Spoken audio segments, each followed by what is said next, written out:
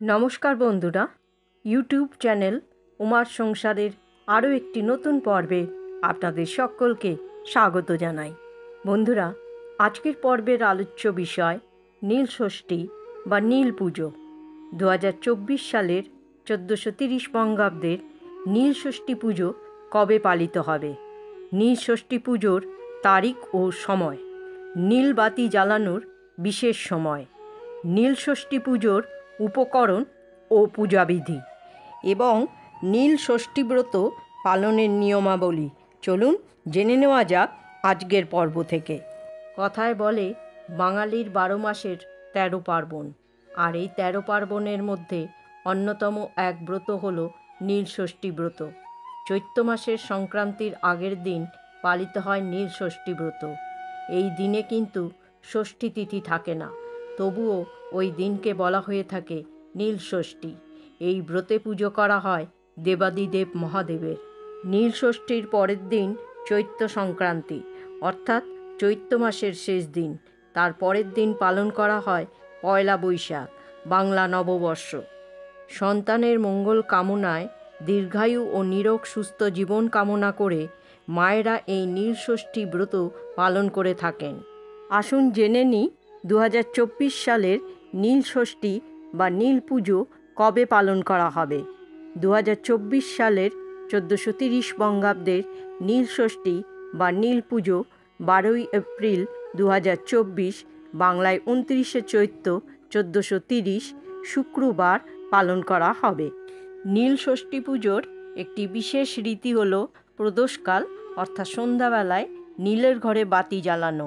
2024 সালের নীল বাতি জ্বালানোর বিশেষ শুভ সময় হচ্ছে 12ই এপ্রিল 2024, বাংলার 29শে চৈত্র 1430 শুক্রবার বিকেল 4:11 পর থেকে বিকেল 5:53 মধ্যে। আবার সন্ধ্যা 7:23 থেকে রাত্রি 8:56 পর্যন্ত নীল বাতিদান বা নীল দীপদানের শুভ মুহূর্ত। আসুন জেনে নেওয়া যাক নীল ষষ্ঠী পুজোর উপকরণগুলি কি কি। কাঁচা দুধ, দই, ঘি, মধু ও চিনি দিয়ে তৈরি করতে হবে পঞ্চামৃত। নীল ষষ্ঠী পুজো করতে অবশ্যই লাগবে বেলপাতা, কেননা শিব ঠাকুরের পুজো তো বেলপাতা ছাড়া হয়ই না। এছাড়াও লাগবে গঙ্গা জল, পৈতে, অখণ্ড আতপ চাল, সিদ্ধিপাতা, বেলপাতা, চন্দন, আকন্দ, অপরাজিতা, কলকে ফুল ও ফুলের মালা, ধুতরো ফল, মিষ্টি এবং নতুন মাটির প্রদীপে ঘি সহ পলতে জ্বালিয়ে এই নীলষষ্ঠীর দিন দেবাদিদেব মহাদেবকে অর্পণ করতে হয়। এছাড়া এই দিন মহাদেবকে 5 রকমের ফল নিবেদন করার রীতি রয়েছে, যার মধ্যে অবশ্যই থাকবে ডাব, বেল, শশা সহ অন্যান্য গোটা ফল। এছাড়া মায়েদের তাদের প্রত্যেক সন্তানের নাম স্মরণ করে তাদের নামে নীলের ঘরে, অর্থাৎ মহাদেবের কাছে একটি করে মোমবাতি জ্বালাতে হয়। নীলষষ্ঠীর পুজো করতে আপনি যদি মন্দিরে না যেতে পারেন, তাহলে বাড়িতেই এই পুজো সেরে নিন। মহাদেব হলেন ভোলেনাথ, তাই মহাদেবের পুজোয় বেশি উপকরণের প্রয়োজন হয় না। শুধু মনের ভক্তি, শ্রদ্ধা ও সম্পূর্ণ আত্মনিবেদন থাকলেই মহাদেবের পুজো করা হয়। সারাদিন উপোস করে সন্ধেবেলায় শিবলিঙ্গে জল ঢালুন। প্রথমে পঞ্চামৃত দিয়ে ভোলে বাবাকে অভিষেক করান, তারপর ডাবের জল ও গঙ্গা জল দিয়ে ভোলে বাবার অভিষেক করুন। এরপর 3টি পাতাযুক্ত নিখুঁত বেলপাতা অর্পণ করুন। সাদা চন্দন দিয়ে মহাদেবের তিলক করুন। আকন্দ, নীল অপরাজিতা, কলকে ফুল নিবেদন করুন। পারলে অবশ্যই মালা, আকন্দ কিংবা নীল অপরাজিতা ফুলের মালা অর্পণ করুন। এরপর বেল, শশা, কলা ও অন্যান্য 5 রকমের গোটা ফল নিবেদন করুন। এর সঙ্গে ভোলে বাবাকে অবশ্যই কাঁচা আমও নিবেদন করবেন। মহাদেবকে ঘিয়ের প্রদীপ নিবেদন করুন। ধূপ দ্বীপ জ্বালিয়ে বাবার আরতি করুন।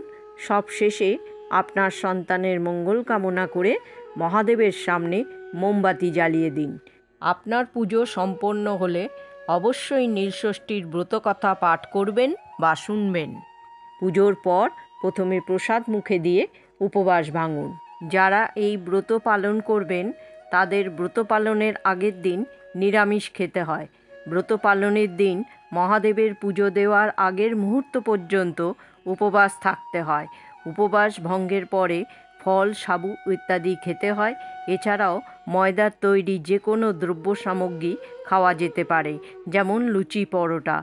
তবে কোনো পোড়া জিনিস যেমন রুটি, মুড়ির মতো কোনো খাবার না খাওয়াই উচিত। এই দিন সন্দব লবণ ব্যবহার করবেন। অন্যান্য ষষ্ঠীর মতো নীল ষষ্ঠীর দিনেও ভাত বা অন্ন খেতে নেই।